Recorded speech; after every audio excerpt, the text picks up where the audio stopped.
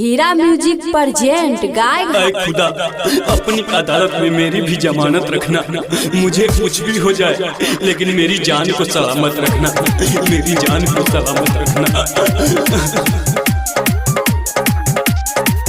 हमारा से भेलोगे रानी कौन कसूराबा, इतना बारा साजा काहे दिलही गे जान।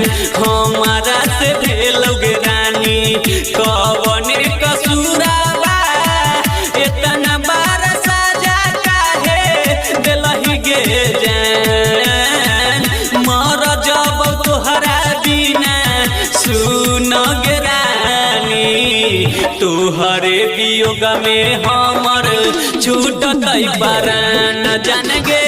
मर जब तोहरा बिना सुनोगे रानी, तुहरे चक्कर में हमर छूटत परान जान गे। कंचन जान गे जान गे अखन अहाँ सब सुन रहल छी हीरा रिकॉर्डिंग स्टूडियो के धमाकेदार प्रस्तुति।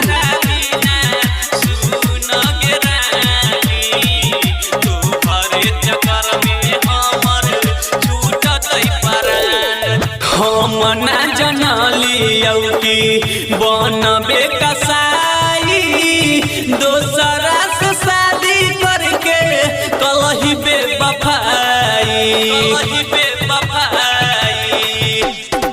हम ना जनलियौ कि बनबे कसाई, दोसरा से शादी करके कलही बेवफाई।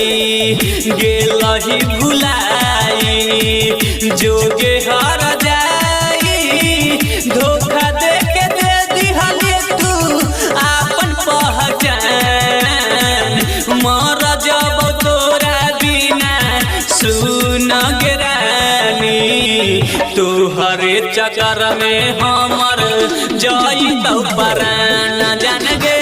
मर जब तोहरा बिना सुनोगे रानी, तोहरे चक्कर में हमर छूटत परान जान गे। कंचन इब्राहिमपुर जान गे जान गे जान गे।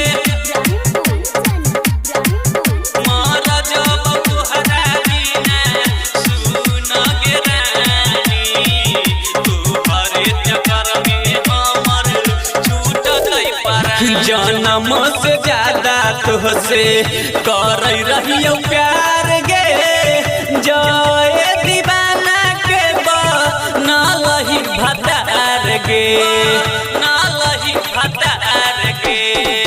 जन्म से ज्यादा तुहसे कर रहियो प्यार गे, डीजे मुकेश के अपन बनलही भतार गे।